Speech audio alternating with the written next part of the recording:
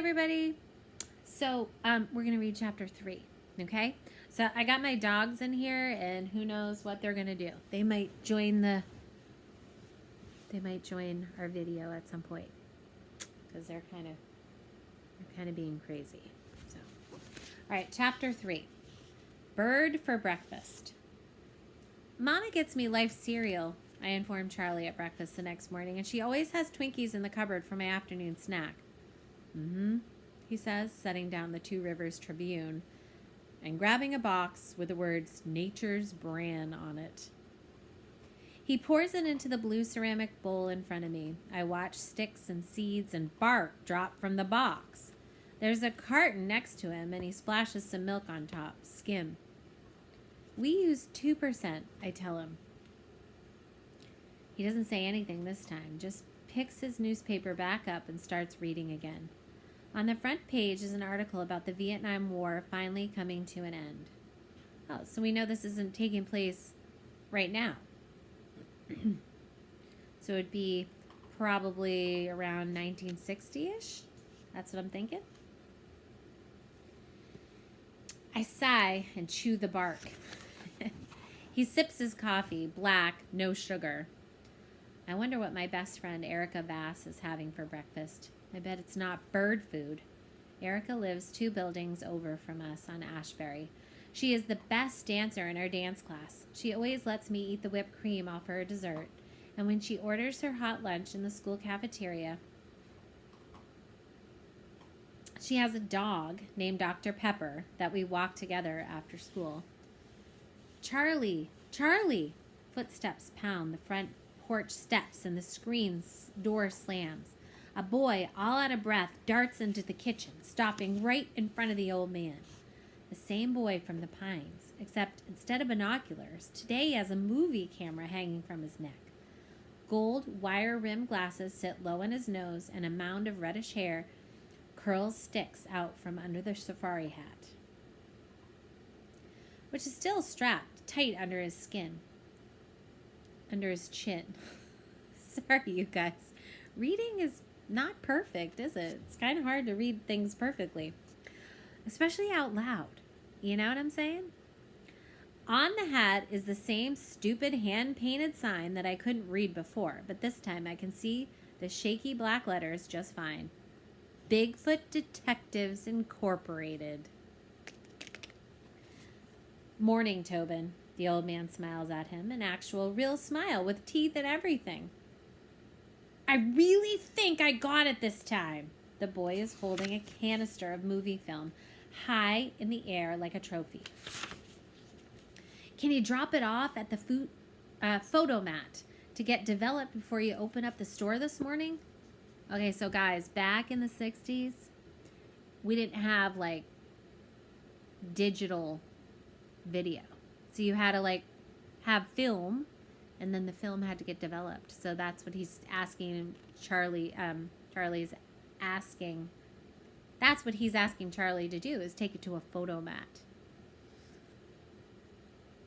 Good for you, the old man cheers. Of course I can. Hand that thing over here.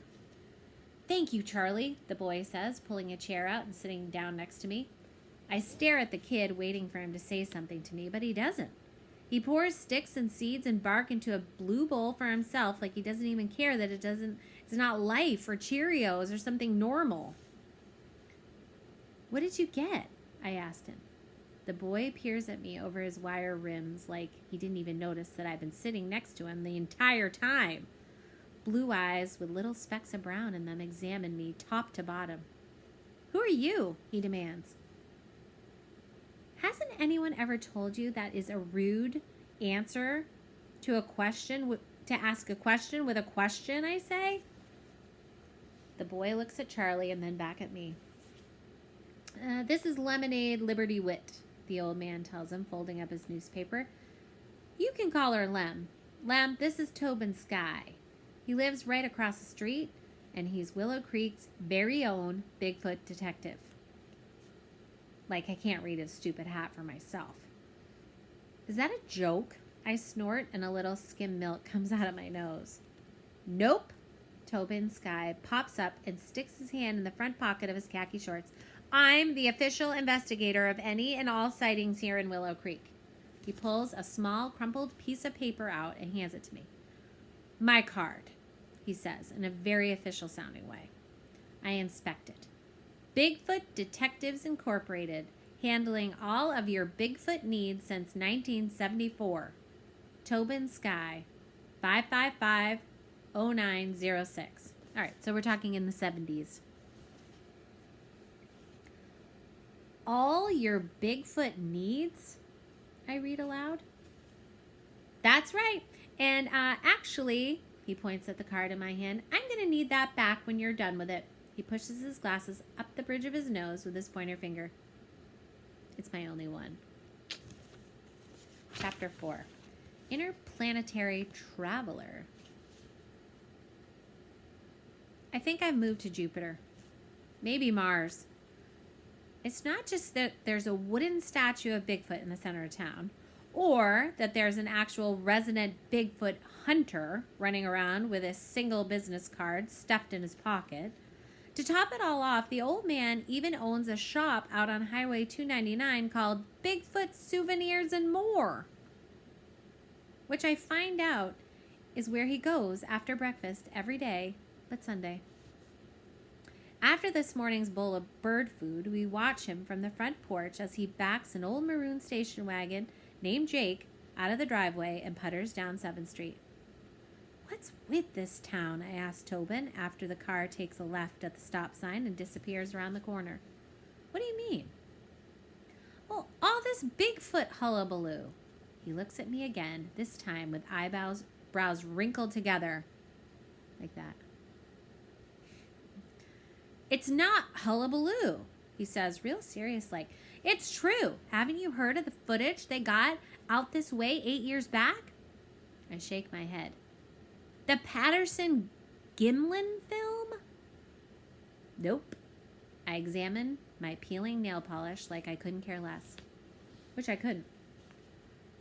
Listen, they filmed a Bigfoot over at Bluff Creek on October 20th, 1967, Tobin says, taking a seat on the yellow porch swing. I look up. You mean it's really true? Of course it is. You think I'm making this up? He says, like I'm the crazy one. And since that time, there have been hundreds of sightings all over.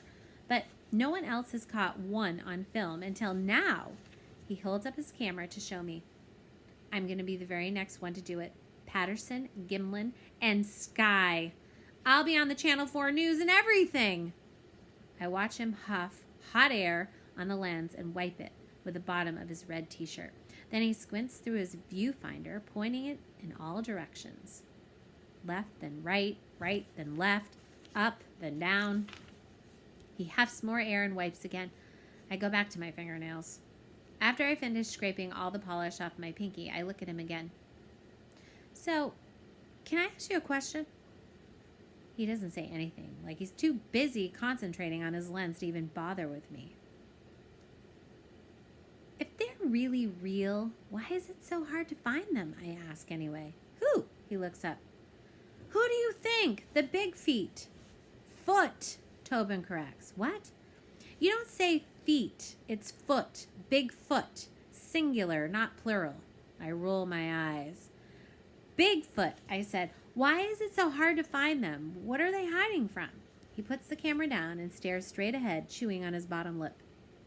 People, he finally says, and starts squinting through the viewfinder again, except this time he points the thing right at me.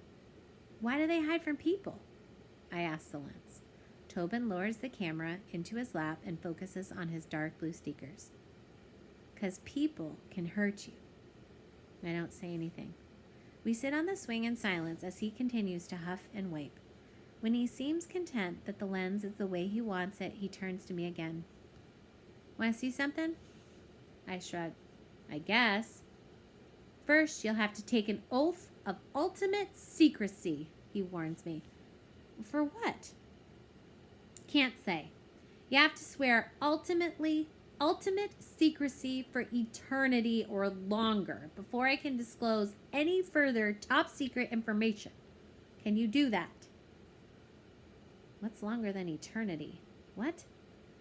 Eternity is the longest. There's nothing longer than that. He sighs, a blast of air in my direction. Can you promise you won't blab or not? Tobin's pretty serious about this Bigfoot stuff. Chapter 5. One high-tech operation and a bag of lawn fertilizer.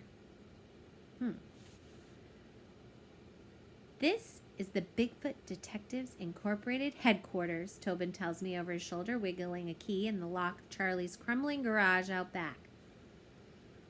I promised eternal secrecy for this? I asked. It's a garage, and barely even that. It's one big bad wolf's blow away from being a pile of boards.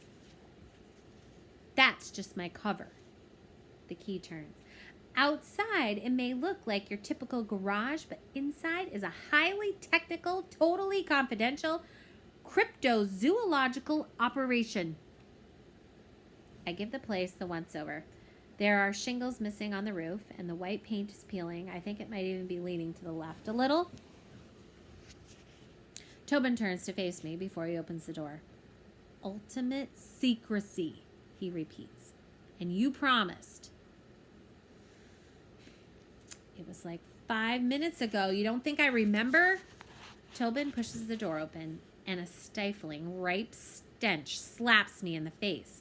An aromatic blend of baking garbage from the overflowing cans, gasoline from the lawnmower, and a bag of lawn fertilizer leaned up in one corner. I hold my nose as he pulls a battered string hanging from the rafters. A single stark bulb shines down on a wooden desk in the back corner. It has a torn-up old copy of Grant's Atlas of Anatomy under one leg to keep it from wobbling. On the desk are one green phone, some kind of tape recorder, a rusty lamp, and a carved wooden sign with shaky letters on it. Bigfoot Detectives Incorporated, Tobin Sky, founder and president. This is your high-tech operation? I pick up the wooden sign and study it. Charlie made me that for my birthday last year, Tobin informs me. I set it back down. He straightens it. What's that? I point to the tape recorder next to the phone. That's an old answering machine from Charlie's office. Now that he's retired, he lets me use it. So I don't miss any important sightings when I'm out on another call. Oh, I say. So who else is in this ink of yours? What do you mean? He slips the camera strap over his head and places the camera carefully on the desk. Ink, I say. It stands for incorporated, right? More than one person. Who else is in your ink? Well, there isn't anyone else, he tells me, shuffling through a yellow legal pad filled with scribbles. I don't need other people. Okay, so you're saying it's just you then? Yep. Well, then that's not really an ink. It's just you. He looks at me. I guess, he shrugs. I mean, unless, well, what? Nothing. He shuffles more papers in the yellow pad. No, what were you going to say? Well, I suppose, I guess I could use an assistant to help out. Summers can get pretty busy with calls about sightings, encounters, and stuff like that. And, of course, there will be expeditions. So you're saying you want me to be in your ink? Yeah, only if you want to. You could if you want. Think about it. Well, I guess I can be your ink, I tell him. At least while I'm here. Tobin stopped shuffling his papers and looked at me over his glasses. You're leaving? Well, that's the plan, I tell him, picking up a battered spiral notebook with the words logged sightings scribbled on the front of it. I'm going home. When? He takes the notebook from my hand and puts it back on the desk in the same place I found it. Now, that's still a work in progress, I say, looking around the garage. But one thing I know for sure is that I don't belong here. To be continued.